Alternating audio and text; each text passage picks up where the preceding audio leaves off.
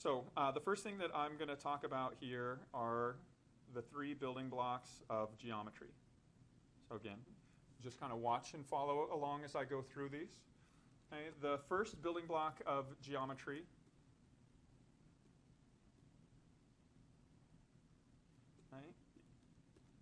is the point.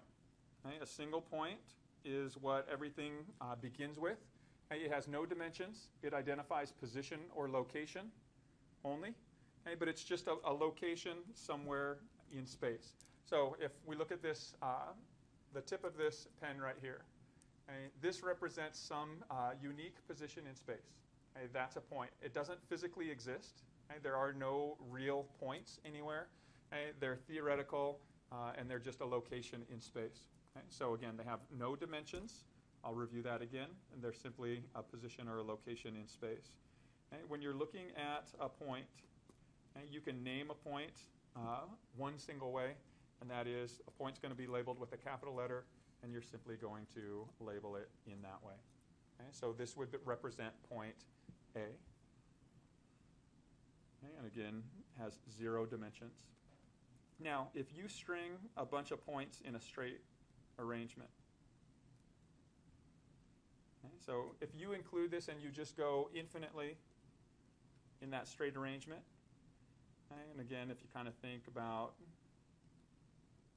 where these are people standing, okay, they're standing in a line.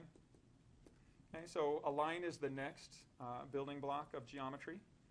So if you have points that are in a straight arrangement, okay, they extend infinitely in both directions, okay, then you're dealing with a line. So this is an example of a line. Points B, C, and D simply happen to be points on that line. How many points do you think are contained in a line? Infinite number, right? And so those extend infinitely. Now, one of the easiest ways to represent a line is if you look up there on the whiteboard or on the wall, okay, where that projection, you can kind of see where it goes from shaded to projection, right? Like where that light starts. Okay, that difference between the shaded region and the light, that's a line. Okay, does it physically exist? Does it have any thickness to it? You can't measure it. It's just that difference between the shade and the light. Okay, but if you extended that infinitely, that would be your line. So a line's going to have one single dimension. That dimension is length. Okay, and when you name a line, you can name a line 2 different ways. Okay, one possible, or several different ways. One possible way that you can name it, and what you'll usually see is you'll see any 2 points that are contained on the line. So B and C are examples of that. Okay, and a line symbol above them. It doesn't matter the order that they go in. So BC and CB lines are the same. Okay, you can also name it CD, DC, DB, BD. So all of those are possible names for this line. You might also see it with a capital L to represent line and a subscript. Oops, I'll use a different combination here. CD or line DC. Okay, the final way that you might see lines named is by using lowercase letters. Okay, so if I have a lowercase, and usually it's cursive, but a cursive letter N, that's also a way to name this line, and it could be the word line N as well.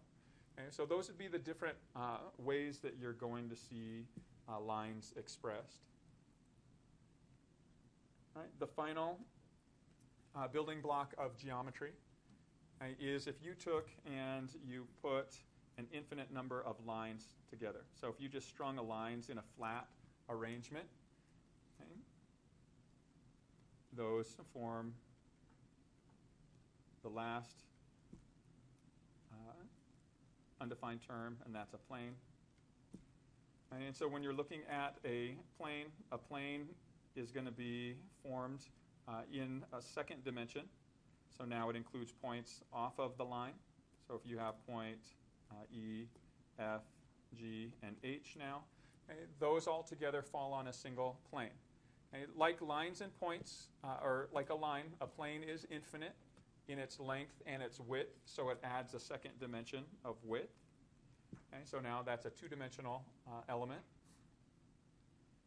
Okay, and again, even though we designate them with parallelograms usually, keep in mind that theoretically these extend infinitely in all directions. So if you just look at the projection up on the screen right there, where you can see a definitive length and a definitive width up there, you can see where it goes from the dark to the light in both those dimensions. If you extended those infinitely in all the directions, that would represent a plane. And there's no thickness to that, right? You can't measure the thickness of that projection. It has none. And so there's no third dimension to a plane. It's just those two. And when you name a plane, you name it with the word plane. Okay? And then you put any three letters as long as they don't fall in a straight line. So if I put EF, could I put G? No, I'd have to have H. Okay? I call this plane HG, and I can pick any other letter, E or F would work. You might also see planes represented with a capital cursive letter generally, okay? But you can use a single letter as well. So that letter there doesn't represent an individual point, and that's why it's usually either italicized or in cursive, okay? But that would be your plane. So keep in mind here, as far as naming this plane EFG, remember that does not work. Okay? You can't have 3 points in a same straight line, and the reason for that is if you look at 3 points in a line, okay, this would be one plane that contains all three of these points. In order to name a plane, it has to be unique. But I can put in any number of different planes through those same 3 points if they're in a straight line. Okay, so you can't name it there because it doesn't designate which one you're talking about. It could be an infinite number of them. Okay, so naming a plane, you have to have all 3 points that are not in the same straight line. Okay, so those are your 3 building blocks of geometry. Okay, so that's kind of why here you can think of these as being blocks. Okay, there's 3 of them. Once you get past these, there is a third dimension, right? So 0 dimensions for point, 1 dimension for line, length, 2 dimensions for a plane, length and width. But here, once you get to this third dimension, we're talking about just space. Okay, space has 3 dimensions, and it's simply defined as the set of all points.